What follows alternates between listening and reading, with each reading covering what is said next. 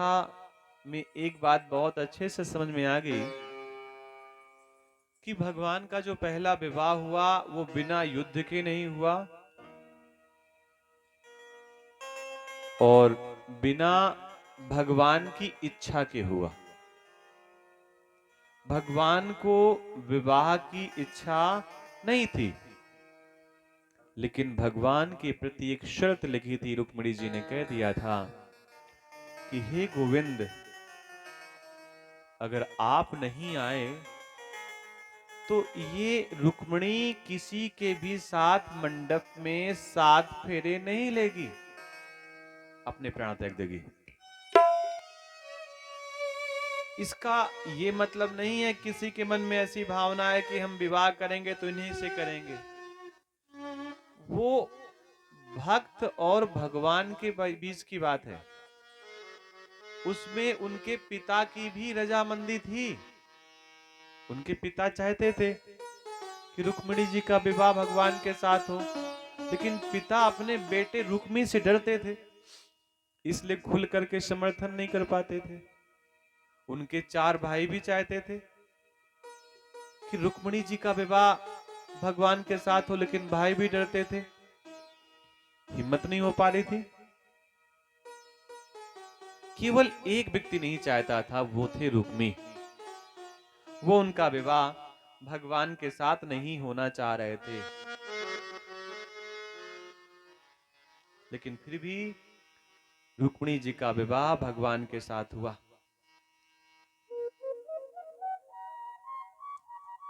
विवाह के बाद भगवान के यहाँ प्रथम संतान हुई, जिनका नाम था प्रद्युम्न जी। और 10 दिन के भीतर ही शंबरासुर नाम का राक्षस भगवान के बेटे को लेकर के चला गया। मन में भावना ये जागृत हो सकती है कि भगवान अपने बेटे की रक्षा नहीं कर सके। देखो, भगवान के आसपास या कहीं पर भी अगर राक्षस भी बढ़ रहा होता है तो ये भी भगवान की ही कोई न कोई इच्छा होती है, क्योंकि उसको भी अगर उस जब तक उसके पाप का घड़ा नहीं भरेगा तो कैसे भगवान उसका उद्धार करेंगे। तेरी हार भी नहीं है, तेरी हार, उदासी मन काहे को डरे। व्यक्ति की बहुत सारी समस्याएं केवल इस बात से हैं कि वो क्यों आगे बढ़ रहा है। बस हम पीछे हो रहे हैं, इससे कोई फर्क नहीं पड़ता, लेकिन वो आगे ना बढ़ पाए। और ये बहुत जगह के व्यवस्थाएं हैं, समस्याएं हैं। आगे और भी बहुत सारी कथाएं हैं। एक द्वारिका की रियासत में ही छोटा सा राज आता था, जहां के राजा थे सत्राजित। एक बड़ा राजा हो गया, उसके यहाँ छोटे छोटे राजा, जो कोई गांव संभाल रहा है, कोई जिला संभाल रहा है। तो वहां पर एक राजा था जिनका नाम था सत्राजित। और ये सत्राजित नाम का राजा भगवान का बहुत बड़ा भक्त था। भगवान का मतलब सूर्य भगवान का। सूर्य भगवान का जब इसने पूजन किया तो सूर्य देवता ने एक इन्हें मणि प्रदान की। वो मणि ऐसी ही थी जैसे सूर्य चमकता हो। और उस चमकती हुई मणि को लेकर के सत्राजित पहुंच गया भगवान के दरबार में। देखिए, हमने कई बार ये चर्चा की है कि भगवान के यहाँ जब जाएं, परमात्मा के द्वार में जब जाएं तो ऐसे ही जाएं जैसे आप हैं, वेश बना करके ना जाएं। भगवान के द्वार में पहुंच तो गया सत्राजित, गले में मणि पहन करके, और वो मणि उन्हें सूर्य भगवान ने प्रदान की थी। उसमें प्रकाश ऐसा ही था जैसे सूर्य में प्रकाश होता है। जिनको उस मणि के बारे में जानकारी नहीं थी, तो वो दौड़ करके भगवान के पास कहने के लिए आए कि भगवान, आज सूर्य देवता आपको प्रणाम करने के लिए आ रहे हैं। भगवान ने कहा सूर्य नहीं आ रहा है, सत्राजित आ रहा है। और सत्राजित के गले में जो मणि है वो सूर्य के जैसा प्रकाश देती है, तो सूर्य नहीं आ रहा है, सत्राजित आ रहा है। सत्राजित भगवान के सामने पहुंच गया। कितना भाग्यशाली होगा सत्राजित कि भगवान के सामने पहुंच गया। भगवान ने ऐसे ही मन में उनके पता नहीं क्या भाव आया, तो भगवान ने कहा सत्राजित ये मणि बहुत अच्छी है, ऐसा करो इस मणि को हमें दे दो। देखिए मणि की कोई आवश्यकता नहीं है भगवान को, लेकिन ऐसे ही प्रेम से ये मणि हमको दे दो। सत्राजित ने अहंकार के वशीभूत होकर के कहा ये मणि ये मैं नहीं दूंगा तुम्हें। मैंने सूर्य भगवान का पूजन इतनी विधिवत किया है, इतने लंबे समय तक पूजन किया है, तब भगवान सूर्य ने प्रसन्न होकर के हमें मणि प्रदान की है, और ये मणि हम आपको ऐसे ही दे दें? हम मणि नहीं देंगे। भगवान को मणि चाहिए भी नहीं थी, कोई फर्क भी नहीं पड़ा, लेकिन भगवान केवल और केवल सत्राजित का मन देखना चाहते हैं कि इसका मन कितना बड़ा है। भाई बड़ी वस्तु तो मिल गई हमें, लेकिन मन हमारा बड़ा है कि नहीं? भाई धन तो हमारे पास है, बहुत सारा धन है, लेकिन वो धन हमारे पास से निकल पा रहा है या नहीं निकल पा रहा है? धन होने से बड़प्पन थोड़ी ना आता है। बड़प्पन तब है जब बड़े होकर के आगे आओ और हाथ बटाओ। आप रिश्ते में किसी बच्चे के चाचा लगते हैं, ताऊ लगते हैं, मामा लगते हैं, और वो जब बच्चा किसी स्थिति में आगे बढ़ जाए तो अहंकार के वशीभूत होकर कहते हैं इस बच्चे का चाचा मैं हूं। बड़ी अच्छी बात है, कहना चाहिए, लेकिन उसी बच्चे को जब आपकी आवश्यकता थी तो आप गए नहीं उसके पास, क्योंकि जाएंगे तो कुछ मांग लेगा। क्यों भाई? तो केवल संबंध से बड़ा होना बड़ा नहीं माना जाता।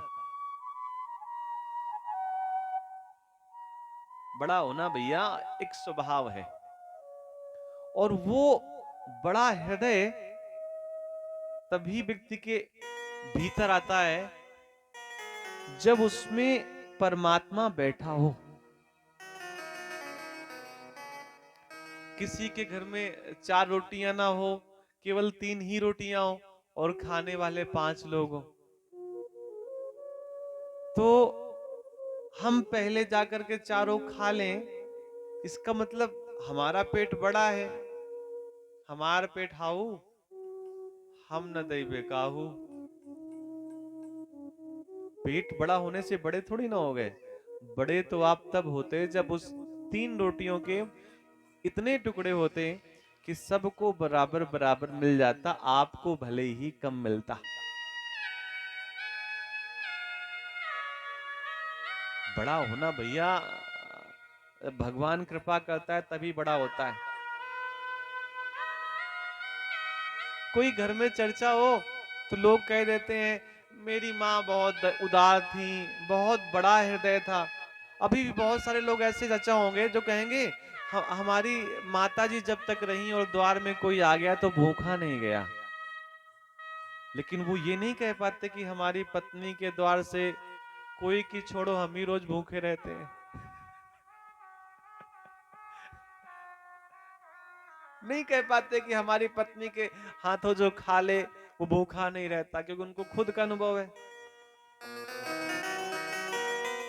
बहुत सारे ऐसे घर में देखी गई, बुराई नहीं, माताजी स्त्रियां जो पतियों पतियों का भोजन था 8-10 रोटी, उनको सीमित कर दिया 4 रोटियों में, और बस वो 4 ही बनाती हैं, और 5वीं मांग ले तो बता देती हैं धीरे से अब तो खत्म हो गई।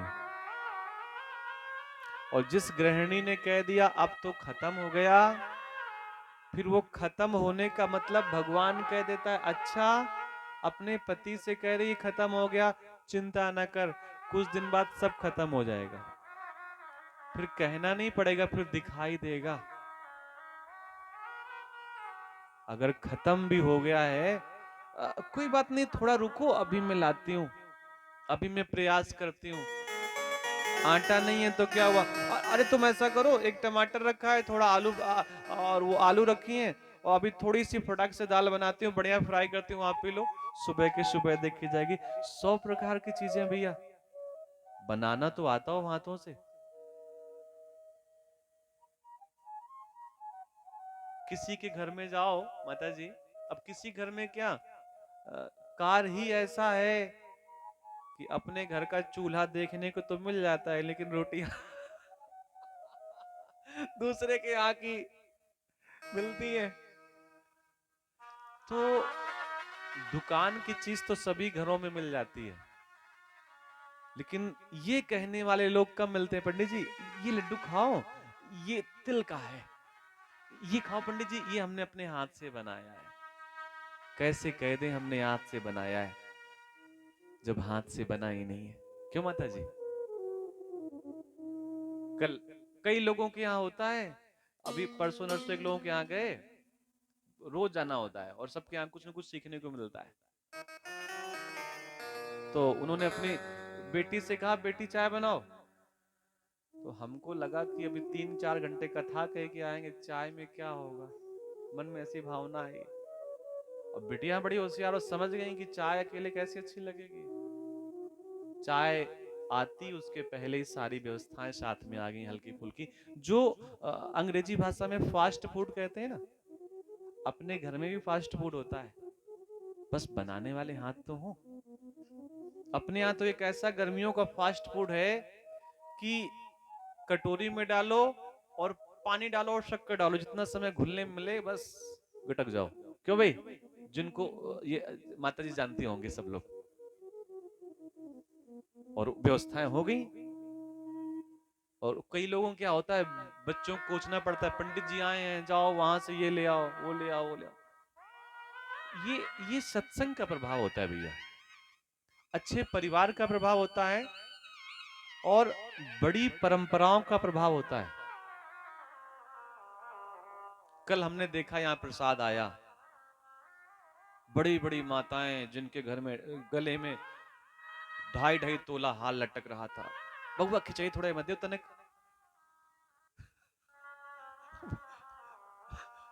बहुत माताएं तो बिल्कुल 2-3 प्लेट अपना खीर खा गई, फिर लमका दिया, खा ली।